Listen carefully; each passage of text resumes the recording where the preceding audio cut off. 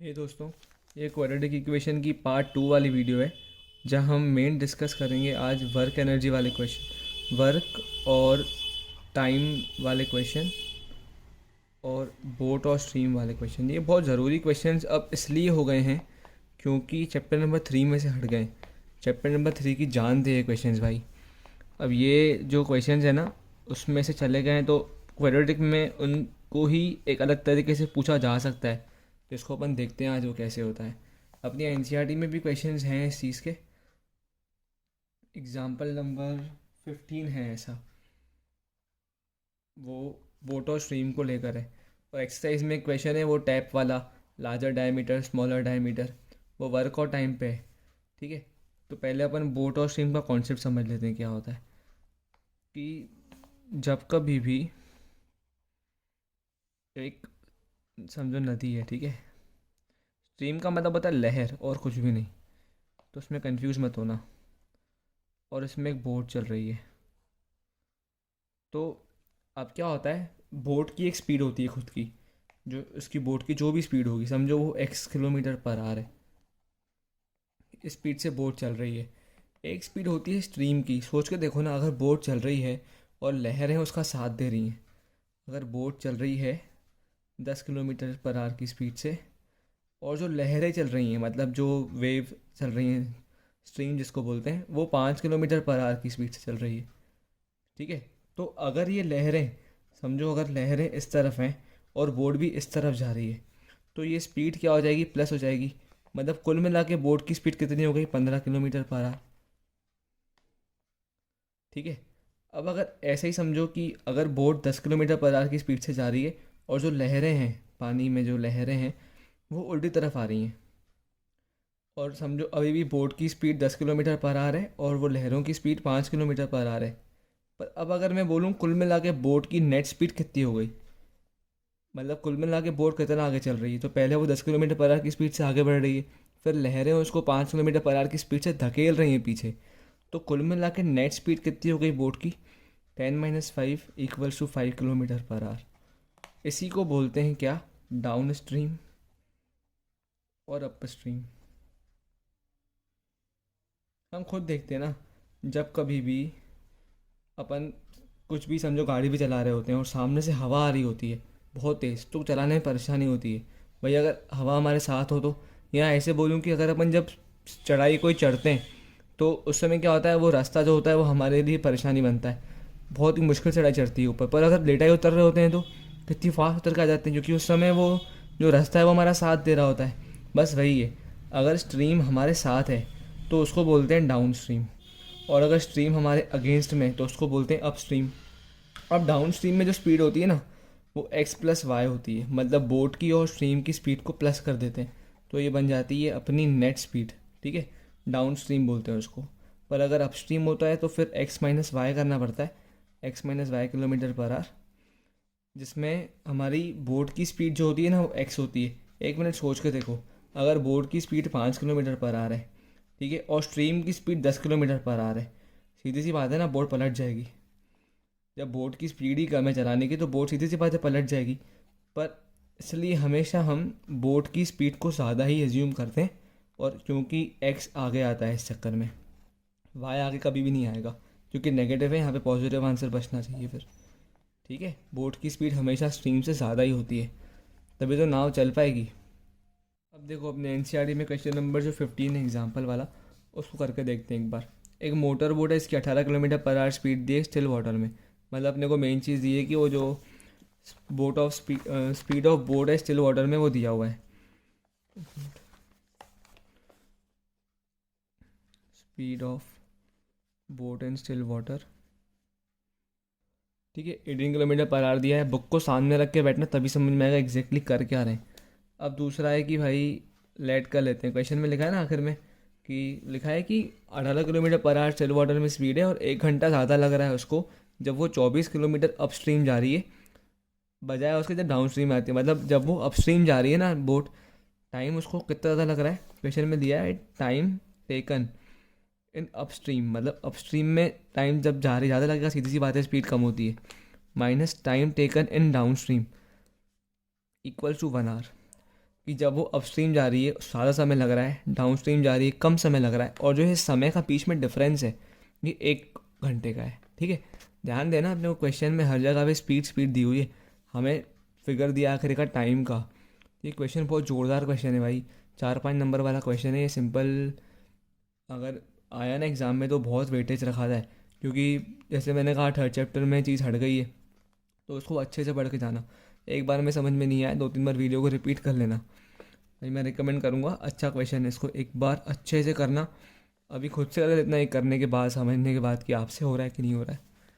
तो क्या करना है, क्वेश्चन में दिया है आखिर में कि हमें स्पीड निकालनी है स्ट्रीम की। हम कर लेते हैं let stream speed of stream be x km/h। कुछ कुछ वाई भी सपोज करते हैं इसको, जैसे आपको सही लगे वैसे कर सकते हो। बात तो एक ही, एक्स हो या वाई, आंसर तो एक ही आना है। ठीक है, तो अब क्वेश्चन में दिया है राइट, आगे क्वेश्चन में ये भी दिया है कि डिस्टेंस कितना जा रही है boat. Distance travelled equals to 24 kilometre. एक बार समझ लेते हैं एग्जैक्टली क्वेश्चन में क्या है।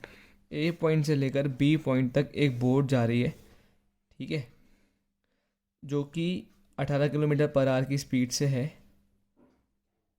और 24 किलोमीटर का रास्ता है ये। जब वो अपस्ट्रीम जा रही है, मतलब जब लहरें उसके विरोध में, तो उसकी स्पीड सीधी सी बात है कम होगी, तो उसको टाइम ज़्यादा लगेगा। भाई ये चीज़ बहुत ध्यान से सुनना, अगर स्पीड कम होती है तो टाइम ज़्यादा लगता है, और अगर स्पीड ज़्यादा होती है तो टाइम कम लगता है। और स्पीड कम कब होती है, अपस्ट्रीम में होती है, अपन देख चुके हैं पहले अभी, x - y करते हैं। और स्पीड ज़्यादा कब होती है, डाउन स्ट्रीम में होती है।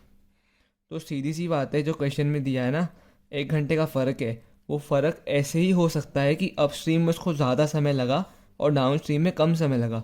इसलिए हम टाइम टेकन इन अपस्ट्रीम को माइनस कर रहे हैं time taken in down stream से। ये बहुत ज़रूरी कॉन्सेप्ट है, इसको लेकर परेशान मत होना। एग्जामिनेशन में ये चीज़ बहुत परेशान कर देती है, पता ही नहीं पड़ता है अपस्ट्रीम माइनस डाउन स्ट्रीम करें, डाउन स्ट्रीम माइनस अपस्ट्रीम करें, यहाँ गलती कर देते हैं, मात खा जाते हैं। ठीक है, ये बहुत ज़रूरी काम की चीज़ है, इसको ध्यान से समझना एकदम। तो जब कभी भी स्पीड ज़्यादा होती है टाइम कम लगता है, स्पीड कम होती है टाइम ज़्यादा लगता है। क्वेश्चन में दिया है बोट 18 km/h की स्पीड से जा रही है, 24 किलोमीटर का डिस्टेंस है और भी के बीच में, हमें निकालना है। हमें ये गिवन कंडीशन है, time taken in upstream minus time taken in down stream. Question में हर जगह पे स्पीड दी हुई है और डिस्टेंस दिया हुआ है, हमें टाइम निकालना पड़ेगा। अब एक बार एक चीज़ और देख लेते हैं कि स्पीड इन अपस्ट्रीम क्या होगी। स्पीड इन अपस्ट्रीम होगी बोट माइनस स्ट्रीम, मतलब बोट माइनस x km/h। ठीक है, स्पीड इन डाउन स्ट्रीम होगी boat minus boat plus stream 18 + x km/h। और क्वेश्चन में ये भी लिखा है कि डिस्टेंस 24 किलोमीटर ट्रेवल कर रही है। हमें पता होता है डिस्टेंस का फॉर्मूला क्या होता है। डिस्टेंस होता है अपना स्पीड इनटू टाइम। हमें डिस्टेंस दिया है, स्पीड दी है, हमको टाइम निकालना है, यहाँ पे देखो टाइम पुट करना है। तो टाइम क्या हो जाएगा, डिस्टेंस अपॉन स्पीड। बस अब डिस्टेंस जो कि 24 है, और स्पीड अपने को डाउन स्ट्रीम और अपस्ट्रीम दोनों की पुट करनी पड़ेगी अपने को। टाइम टेकन इन अपस्ट्रीम और time taken in downstream आ जाएगा। ये लैंग्वेज को समझने की कोशिश करना, ठीक है, एक बार में नहीं है, रिपीट करना। टाइम टेकन इन अपस्ट्रीम ये हो जाएगा अपना 24, ठीक है, डिस्टेंस अपॉन स्पीड 24, और अपस्ट्रीम में स्पीड क्या है 18 - x hours. Time taken, exam में ये मत करके आना, नंबर कट जाते हैं, डाउन स्ट्रीम। ठीक है, क्या हो जाएगा, distance upon speed. Distance same ही है, 24 आएगी 24 आएगी, पर डाउन स्ट्रीम में स्पीड अलग हो गई, 18 + x हो गई। ठीक है, और अपने को कंडीशन क्या दी हुई थी, फर्स्ट वाली, time taken in upstream minus time taken in downstream equals to 1। तो क्या करेंगे इसको, on putting in first. Language जैसी बनाना चाहो बनाओ, पर हाँ गलत मत लिखना, आपको समझ में आना चाहिए। और पता है हम क्या गलती करते हैं, हम ए लेट करते हैं ना, ए बी, और आगे आते आते इनको बड़ा कर देते हैं। ये अलग होता है, ये अलग होता है भाई, ये बहुत माइन्यूट डिफरेंसेस हैं, इनको ध्यान करना। या हम ऐसे करते हैं 1 और आगे लिखते हैं ऑन पुटिंग इन 1, भाई ये अलग अलग हो गए। या हम कभी कभी ऐसे करते हैं, फर्स्ट नाम देते हैं और आगे लिखते हैं ऑन पुटिंग इन फर्स्ट। ये ऐसा नहीं होता है, सिंबल सारे के सारे जैसे आप अज्यूम कर रहे हो वैसे के वैसे ही रखना आखिर तक, चेंज नहीं कर देते इनको अपने हिसाब से। हम कहीं डी स्मॉल लेट करते हैं, आगे आते बड़ा कर देंगे, एग्जामिनर समझेगा कि ये अलग डी है, ये अलग डी है, क्योंकि ऐसा होता है। ठीक है, इसको ऑन पुटिंग इन फर्स्ट करते हैं। Time taken upstream minus time taken downstream equals to 1, 24 upon 18 minus x plus 18 plus x. ठीक है, ये समझना याद से कि अपस्ट्रीम पहले क्यों आया, डिफरेंस हमेशा पॉजिटिव होना चाहिए। ये माइनस है, तो अपन अब 24 कॉमन निकाल लेते हैं। देखो मिलेगा 1/18 minus x minus 1/18 plus x. फिर एक और ज़रूरी स्टेप है अब, 24 एलसीएम लेते हैं, 18 माइनस एक्स 18 प्लस एक्स। ठीक है, अब ये यहाँ मल्टीप्लाई होते हैं, मतलब कि 1 इंटू, जानबूझ कैसे कर रहा हूँ, 18 plus x minus 1 into 18 minus x equals to 1। ये एक और जगह है गलती होने की। 24 देखो 18 प्लस एक्स तो सिंपल खुल जाएगा, ये नेगेटिव सबके साइन चेंज कर देगा, माइनस 18 प्लस एक्स अपॉन में 18 minus x 18 plus x equals to 1। 18 से 18 कट गया, ये मिलेगा 24, इधर है 2x अपॉन में 18 minus x again 18 plus x equals to में है इधर 1। अब देखो ये 24 2 ज़ा 48x। ठीक है, और मैं इसको यहाँ मल्टीप्लाई कर दे रहा हूँ, मतलब कि 1 से मल्टीप्लाई किया तो बात तो एक ही पड़ेगी।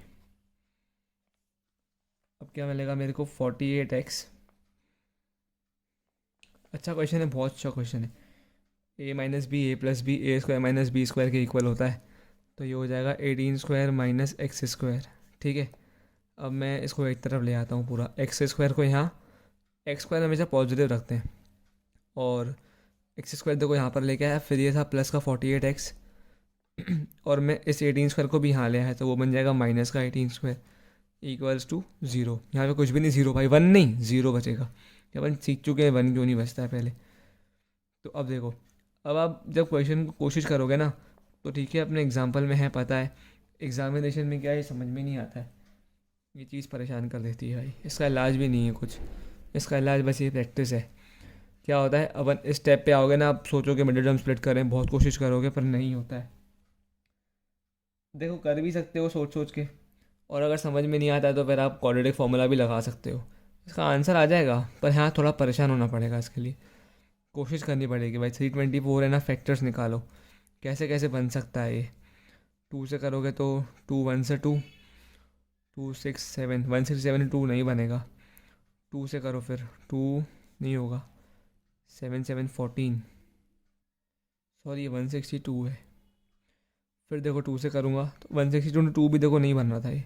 2 से करूँगा 81 81 इंटू 4। इस चीज़ें क्या इस टाइम पे समझाना बड़ा मुश्किल हो जाएगा। 3 से करेंगे एक बार वापस से अपन तो, 3 2 सा 6 1 3 7 21। ये देखो 6 और 54, 6 इंटू 54, ये हो गया 48। एग्ज़ाम में नहीं बनता है ना अगर, तो भाई कुछ नहीं। देखो प्लस और माइनस है, प्लस माइनस से आना चाहिए, मतलब प्लस माइनस माइनस, देखो माइनस होना चाहिए। ये 48 हो रहा है ना माइनस, तो क्या होगा 48 54 minus 6 x minus 324 equal 0। Exam में समझ नहीं है, क्वाड्रेटिक फार्मूला अप्लाई कर देना, एक्स स्क्वायर प्लस ये हो जाएगा 54x minus 6x minus 324 equal 0, common.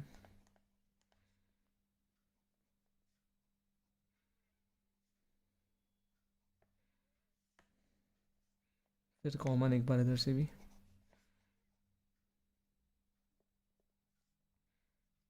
एक बार एक्स है 6, एक बार एक्स है माइनस 44। अब स्पीड है, ये स्पीड ऑफ स्ट्रीम तो कभी भी नेगेटिव नहीं हो सकती, तो इसको हम कर देंगे रिजेक्ट। ठीक है, therefore speed of stream is 6 kilometre per hour. Check भी कर सकते हो आप, एग्जामिनेशन में चेक करोगे तो आंसर आ जाएगा। 24 अपॉन, देखो उधर 6 पुट कर रहा हूँ मैं, ये चेक है भाई, ये एग्ज़ाम में रफ को वर्क में कर लेना। 24/18 माइनस 6 मतलब 12, माइनस 24/18 प्लस 6 मतलब 24, इक्वल्स टू देखो 1 आ जाएगा। 12 से 24 माइनस 24 1 इक्वल्स टू 1। तो अपना आंसर आ गया। ये स्ट्रीम और बोट वाला क्वेश्चन था। अच्छा, अब देखो भाई 4.3 का क्वेश्चन है, ज़बरदस्त क्वेश्चन नंबर 9। ये भी टक्कर वाला क्वेश्चन है।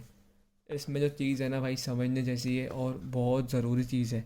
ध्यान से एकदम देखना, समझने की कोशिश करना। अगर समझ में नहीं आया अभी तो आपको पहली बात तो क्वेश्चन करने आना चाहिए, फिर भी एक बार देख लो कैसे होता है। करते हैं, और अपने हाथों में बुक को ज़रूर रखना। Question number 9। पर हाँ, अब यार अगर मैं इसका आपको लॉजिक समझाने बैठूंगा ना, अभी एग्जैक्ट लॉजिक क्या होता है, तो समय भी हो जाएगा, तो टाइम भी नहीं अपने पास कि लॉजिक समझ पाए। तो अभी ट्रिक से ही कर लो क्वेश्चन को, ठीक है। अगर लॉजिक पता है तो अच्छी बात है, नहीं तो फिर क्या, लॉजिक समझने में भी समय लग जाएगा अपने को। क्वेश्चन में दिया है कि 2 नलके हैं। ये वही क्वेश्चन है वर्क टाइम वाला, जैसे पहले वाला किया ना, बस ये वैसे ही होता है, पर एग्जैक्टली अभी समझ में नहीं आएगा जो उसका कॉन्सेप्ट होता है। समय लग जाएगा बहुत, कंफ्यूज भी हो जाओगे। तो क्या क्वेश्चन दिया है कि बड़ा सा पानी का समझो टंकी है, ठीक है। इसको 2 नलके मिलके भर रहे हैं, एक छोटा एक बड़ा है।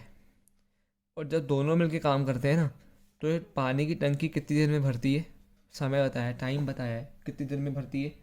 9 3/8 आवर्स। 9 3/8 मतलब 72 75/8 आवर्स, ठीक है। 8 9 से 72 + 3। क्वेश्चन में दिया है कि अगर हम इन दोनों नलकों को अलग अलग चालू कर दें, कि पहले इसको चालू किया, तो ये सेपरेटली अपने दम से कितनी देर में इस पानी के टैंक को भर सकते हैं। क्वेश्चन ये पूछ रहा है कि अगर मैं खाली इसको चालू करता हूँ तो ये कितनी देर में टंकी भर पाएगा पूरी, मैं इसको चालू करता हूँ तो ये कितनी देर में टंकी भर पाएगा पूरी, ये क्वेश्चन पूछ रहा है। क्वेश्चन में ये भी दिया है कि भाई अगर हम इन दोनों को जब चालू करते हैं ना, तो जो बड़ा डायमीटर वाला है, the tap of larger diameter takes 10 hours less than the smaller one to fill the tank separately. Find the time in which each tap can separately fill the tank. Question में लिखा है कि अगर मैं इसको चालू करता हूँ अकेला, तो ये 10 घंटे कम लेगा इसके बजाय। तो क्वेश्चन में क्या हो जाएगा, let time taken by tap of smaller diameter, tap of smaller diameter equals to x, ठीक है। हमने इसको अगर एक्स आवर्स मान लिया, इस वाले को, सीधी सी बात है कि 10 घंटे कम ले रहा है तो x - 10 हो जाएगा। तो time taken by larger diameter tank tap equals to x - 10 hours. अब आगे देखो, अपन क्या करते हैं, इसमें पार्ट निकाल लेते हैं। पार्ट हम निकालते हैं, ये चीज़ याद ध्यान करने की। Part of tank filled by smaller tap in 1 hour. 1 घंटे में ये टैप जो स्मॉलर वाला है वो कितना हिस्सा भरेगा टैंक का, तो वो हो जाएगा इसका रेसिप्रोकल, मतलब 1/x आवर्स। अभी लॉजिक समझाने में समय लग जाएगा यार, ठीक है। अभी इस पर ध्यान मत दो। पार्ट ऑफ, किसी को लगे तो अलग से कर सकते हैं वीडियोस के ऊपर। Tank filled by larger diameter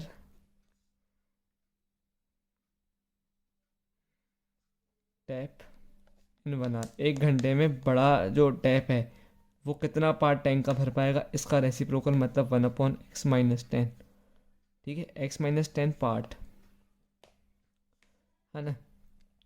और क्वेश्चन में लिखा है कि जो कुल मिला के वो टाइम लगा रहे हैं वो कितना है, मतलब कि अगर मैं इन दोनों को साथ में चला दूंगा, part of tank filled by both taps in 1 hour, 1 घंटे में दोनों मिलकर कितना भर पा रहे हैं, इसका रेसिप्रोकल 8/75 आवर्स, ठीक है। अब देखो, अगर वो 1 घंटे में स्मॉलर जो नलका है वो इतना भर पा रहा है, लार्जर टैप जो है वो इतना भर पा रहा है, दोनों मिलकर इतना भर पा रहे हैं, तो क्वेश्चन साफ हो गया। वी गेट, हमें क्या मिला कि हम जब स्मॉलर टैब को चालू कर रहे हैं एक पार्ट के लिए और लार्जर टैब को चालू कर रहे हैं एक पार्ट के लिए, तो हमें कितनी देर, कितना पार्ट भर रहा है, सॉरी ये पार्ट है, कितना पार्ट दोनों साथ में मिलके भर पा रहे हैं, 8/75। तो हम इनको इक्वेट कर सकते हैं। ठीक है, अब देखो हम इनको इक्वेट कर सकते हैं। ठीक है, अकेले में स्मॉलर इतना भर रहा है, लार्जर अकेले में इतना भर रहा है, दोनों मिलके इतना पार्ट भर रहे हैं। अब जब इक्वेट करेंगे, इसकी इक्वेशन सॉल्व करोगे, एलसीएम लोगे, तो ये क्या हो जाएगा, x-10 प्लस एक्स, ठीक है, अपॉन में आ जाएगा x(x-10) इक्वल्स टू में 8/75 कॉमन, अब ये हो जाएगा ऊपर 2x, मल्टीप्लाई करो x को, दोनों में होगा क्रॉस मल्टीप्लाई, 75 को यहाँ पर ले आया,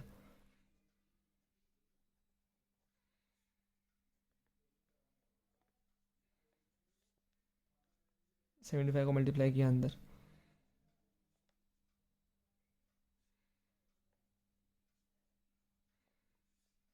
अब एक तरफ 8x² है ना, यहाँ पे ले आता हूँ सबको, 8x² माइनस 80x माइनस का 150x कितना हो गया, प्लस का 750।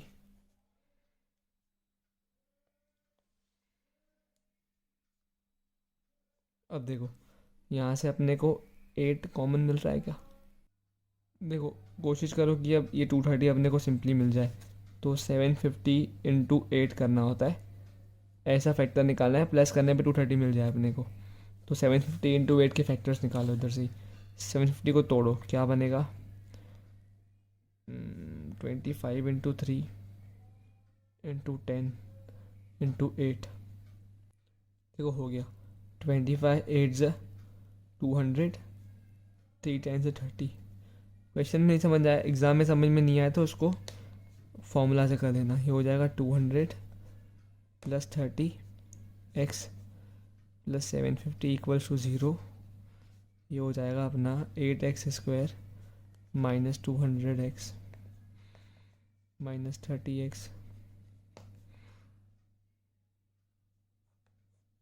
एग्जामिनेशन में इन चीज़ों को रफ वर्क करके किया करो, मेरी गंदी आदत है बहुत ऐसे करने की, ऐसे रफ वर्क का कॉलम बनाया करो और वहाँ, अरे पता मैं क्या करता था, मैं यहाँ पे करता था पूरे के पूरे, तो सर मेरे को बतलाते थे कि यहाँ मत किया करो, यहाँ नहीं करते हैं, ऐसे ऐसे नहीं करते हैं यहाँ रफ वर्क बनाना और करना, तो क्या वो प्रेजेंटेशन अच्छी लगती कॉपी की। हाँ, अब अपन यहाँ पे कॉमन निकाल लेते हैं, तो 8 कॉमन आएगा, हाँ आएगा, 8x x minus 25 minus 30 x minus 25 equal 0। यहाँ से अपन x माइनस 25 कॉमन निकाल लेंगे और अपने को मिलेगा x माइनस 25 और 8x माइनस 30 इक्वल टू 0। देखो यहाँ पे भी चीज़ देखने वाली है, यहाँ तो x माइनस 25 ज़ीरो होगा, यहाँ तो फिर 8x माइनस 30 ज़ीरो होगा, मतलब कि यहाँ तो x 25 होगा, यहाँ तो अपना x क्या हो जाएगा 30/8, जो कि होगा लगभग 8 3 24 3.75। अब क्वेश्चन में क्या दिया है कि अपन ने x किसको माना था भाई, x अपन ने माना था टैप ऑफ स्मॉलर डायमीटर। अगर अपन x आवर्स को 3.75 अज्यूम करते हैं तो लार्जर डायमीटर नेगेटिव में आ जाएगा, क्योंकि 3.75 माइनस 10 क्या हो जाएगा, नेगेटिव वैल्यू, इसलिए हम इसको रिजेक्ट कर देंगे भाई, कभी भी diameter can never be negative. इसको अपन सही हो गया, तो अपना आंसर क्या आ गया, therefore time taken by smaller tap, sorry ये कभी भी time can never be negative, time taken by smaller tap to fill tank separately, to fill tank separately equals to 25 kilometre पर। आज देखो मेरे पास मेरी वाली पेन नहीं है तो राइटिंग थोड़ी ख़राब आ रही है, इसलिए एग्जामिनेशन में जो पेन रोज़ यूज़ करते हो ना वही यूज़ करना। टाइम टेकन बाय लार्जर और पूरा लिख के आना ये सब। To fill tank separately 25 minus 10, x minus 10 था ना, तो 15 किलो, सॉरी यार 15 आवर्स। ठीक है, डन। ये दोनों क्वेश्चंस बहुत इंपॉर्टेंट हैं, जितना हो सके इनको ध्यान से करना। खुद से करके देखो वापस से हो रहा है नहीं हो रहा है, जहाँ अटक रहे हो फिर वापस देखो वीडियो को कहाँ अटके। ये अच्छे क्वेश्चन है। चैप्टर नंबर 4 में भाई क्वेश्चन करने लायक जो है ना, वही 2 क्वेश्चन है। बाकी सारे क्वेश्चन करना, सबके एटलीस्ट इक्वेशंस बनाकर देखना, क्योंकि एग्जामिनेशन में क्या इक्वेशन समझ नहीं आती कैसे बनाने, सॉल्व करने तो आ जाता है, इक्वेशन ही परेशान कर देती है। ठीक है, ये सारे क्वेश्चन अच्छे हैं इधर से, क्वेश्चन नंबर 8 से लेकर 11 तक सब क्वेश्चन अच्छे टक्कर वाले। ठीक है, चलो बढ़िया है, ऑल दी बेस्ट। अगर वीडियोस अच्छी लग रही हैं तो भाई लाइक सब्सक्राइब और शेयर ज़रूर कर देना। Thank you very much, all the best. यहाँ से भाई बाहर आके क्लास 10 मैथमेटिक्स पे क्लिक करोगे, साइड में अबाउट पे जाओगे तो नीचे अपना एक व्हाट्सएप कम्युनिटी की लिंक आ जाएगी आपको। ये इसको क्लिक करके आप हमारे व्हाट्सएप कम्युनिटी के मेंबर बन सकते हो, जहाँ पर आपको सारी अपडेट्स मिल जाएंगी। तो भाई इसको प्लीज़ ज्वाइन कर लेना सारे अपडेट्स के लिए। अब ऐसे ही भाई जाके आप इंस्टाग्राम पे भी हमको फॉलो कर सकते हो, या अबाउट सेक्शन में इंस्टाग्राम पे क्लिक करके, और ये खुल जाएगा। अभी अपनी इंस्टाग्राम की फैमिली अभी साईं जी की दया से 509 की है, तो भाई प्लीज़ फॉलो कर दो। जो भी आपको लगे मेरे को डीएम कर सकते हो किसी भी चीज़ के लिए। अगर वीडियो भाई अच्छी लगती है तो प्लीज़ यार लाइक सब्सक्राइब और शेयर ज़रूर कर देना। राइट साइड में लोगों पे क्लिक करके आप सब्सक्राइब कर सकते हो चैनल को आगे अपडेट्स लेने के लिए, और नोटिफिकेशंस को ऑल पे कर देना, पर्सनलाइज नहीं ऑल। दूसरा लेफ्ट साइड में रिकमेंडेशंस हैं कुछ, जैसा आप चाहो उनको भी एक बार देख सकते हो। Thank you very much for supporting, please support.